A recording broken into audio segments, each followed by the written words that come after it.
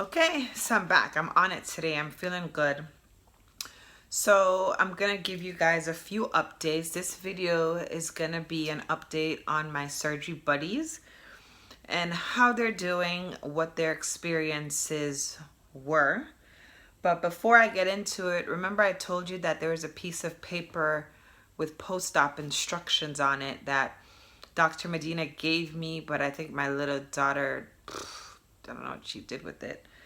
But this is, I took a picture of it beforehand, and this would be the instructions, which I'm gonna run by them for you guys, run over them for you guys real quick. Clean your scar every other day. Clean the drain every 24 hours. If your drain is under 50 cc's, take it out. You only have to cut the black knot, which is what I did when I removed my drain. After you take the drain out, stay 2 days with the faja on all the time. Brutal. After those 2 days, you can take a full shower today.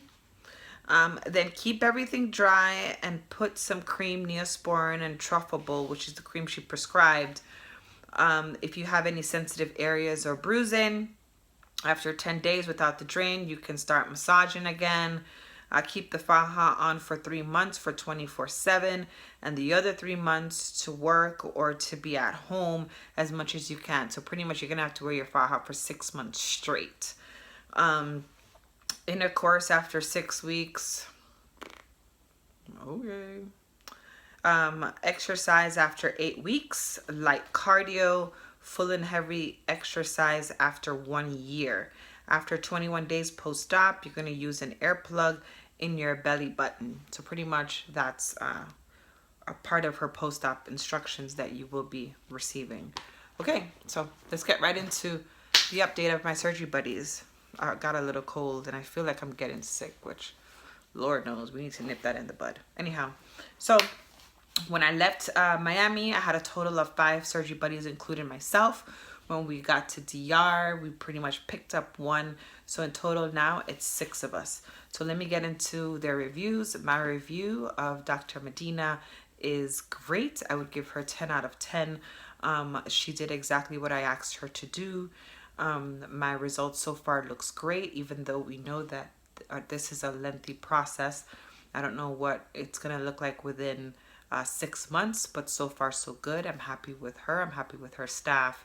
The wait time in terms of seeing her or her clinic was a little lengthy, but I will give her a pass for that because it was her Holy Week, and I'm just assuming that they were also trying to cram a lot of people in, and it was tax time.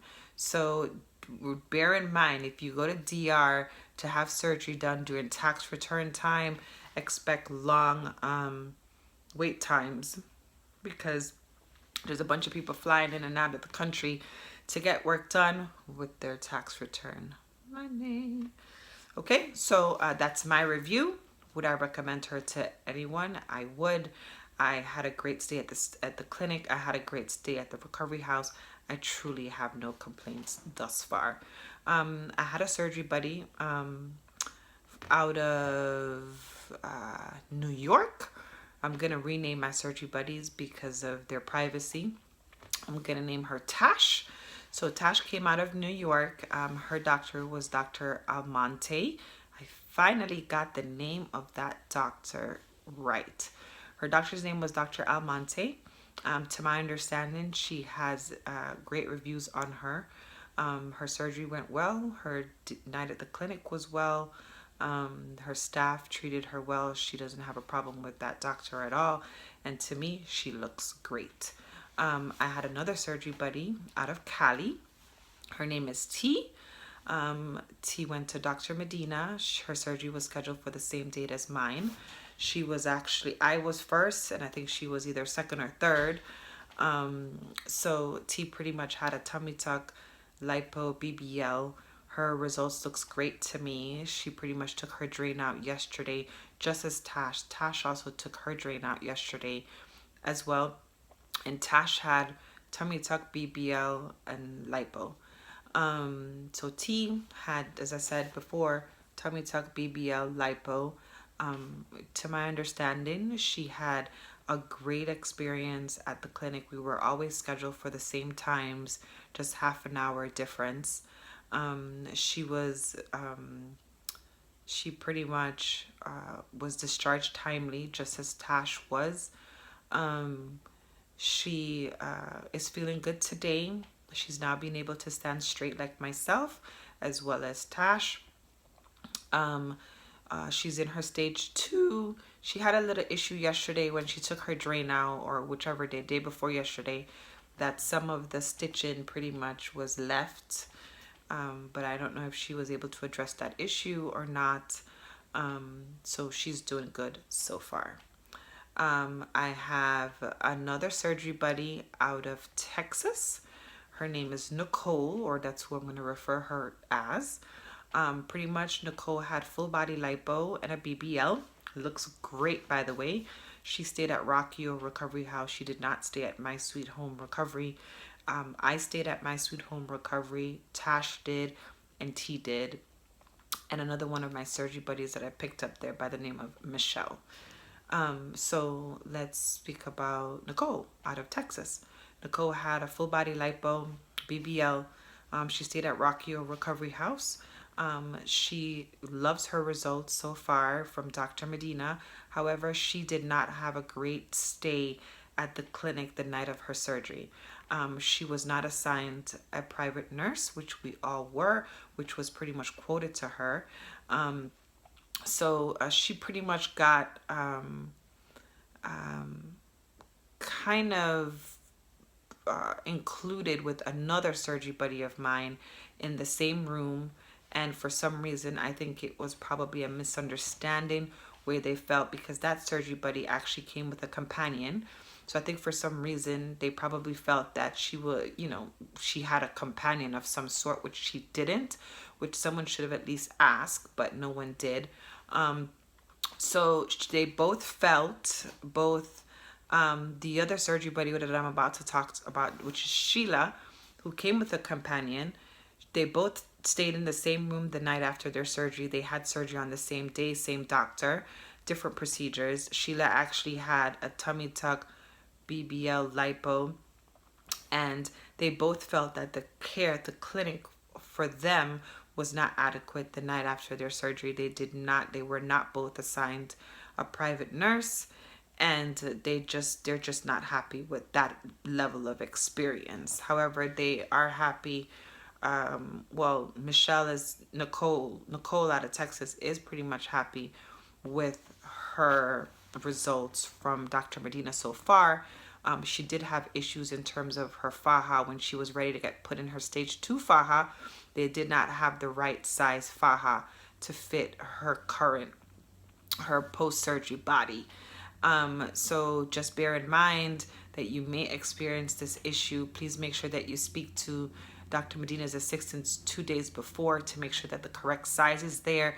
But really and truly, when you're having tummy tuck BBL or even lipo, your lower body may be bigger than your upper body. So it may be a situation that you might be forced into getting a faja that is custom made to your body. So you may experience that. So I personally would not suggest pre-purchasing fajas online, because you're not going to know what your body is going to fit into after surgery, which is exactly what Nicole is currently facing. She pretty much is going to have a faja customed to fit her and to fit her in areas that she has adequate amount of compression.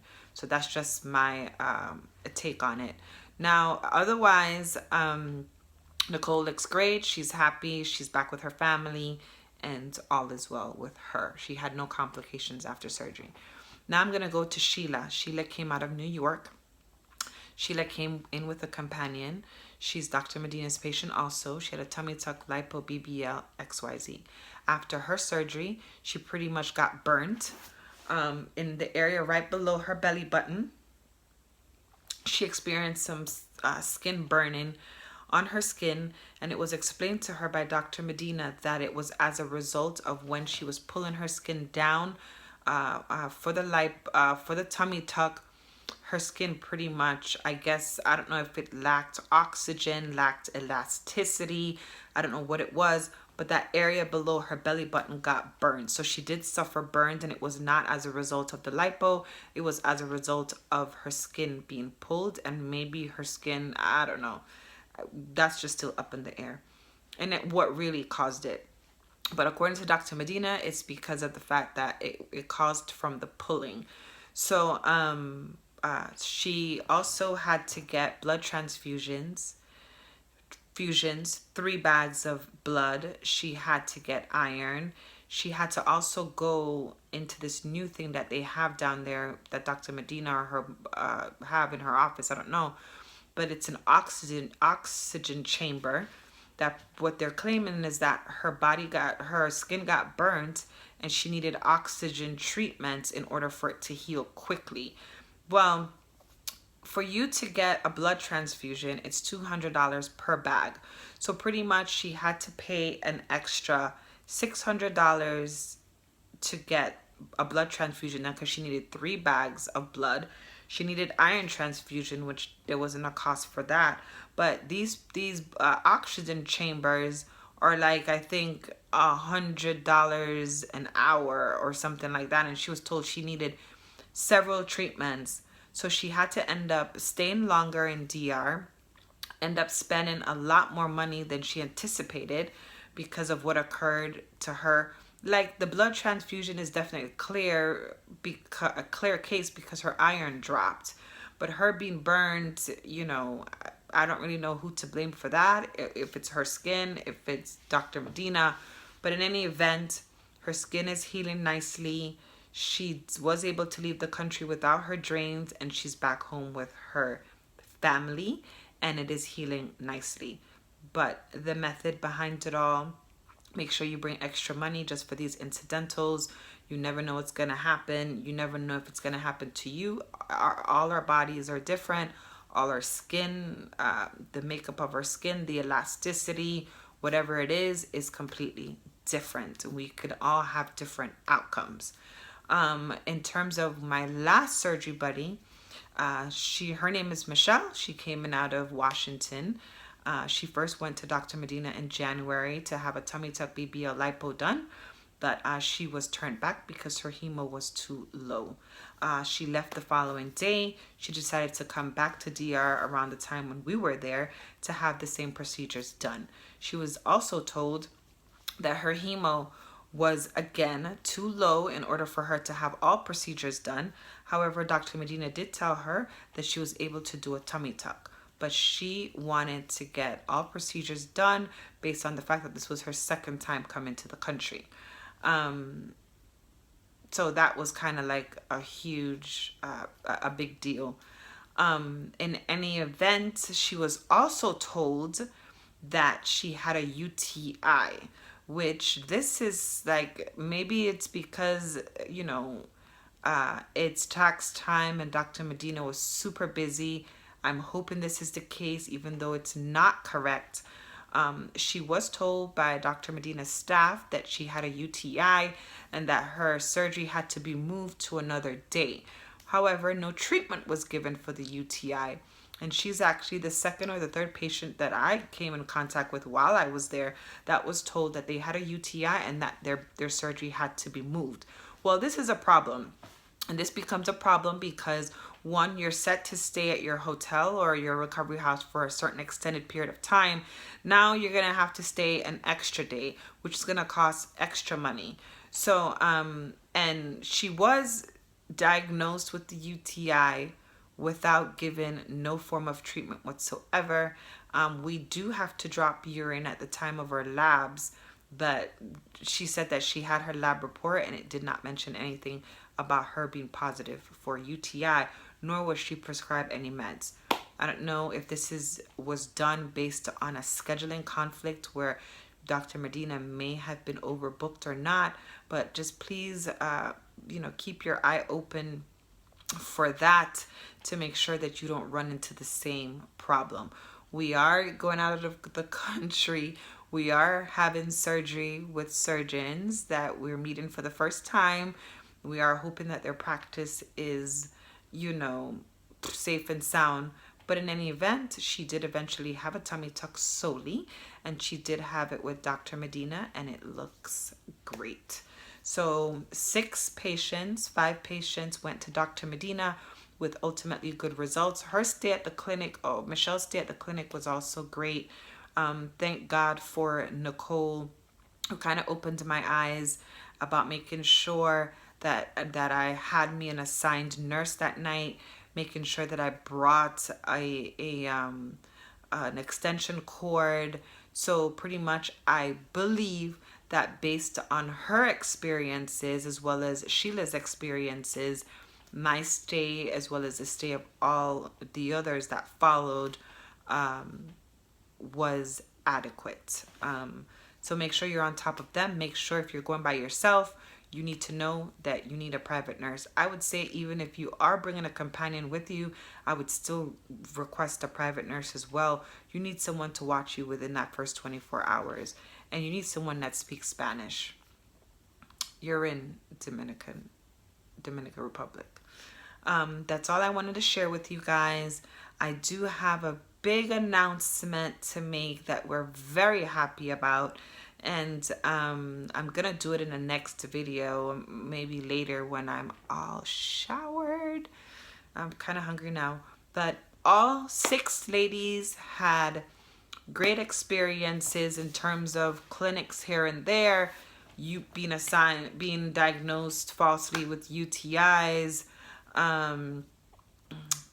We pretty much have a great review on Dr. Medina. She did a good job. All our tummy tuck lines are pretty much very, very thin. Just make sure you pack patience when you're going to your appointments. Make sure you pack snacks.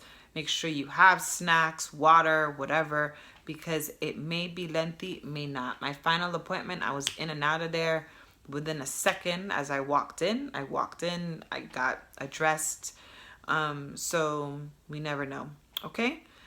Make sure that once you leave your final appointment, you have the letter for you to go back home, the release letter, you have your instruction letter, and you have whatever prescriptions they're going to prescribe you, in addition to requesting your full medical records and your pictures.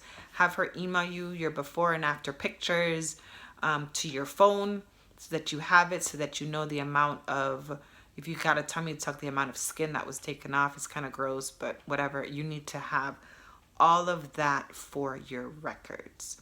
Okay, so all of my surgery buddies are doing good. We're great. We still communicate. This is still a long road for us all.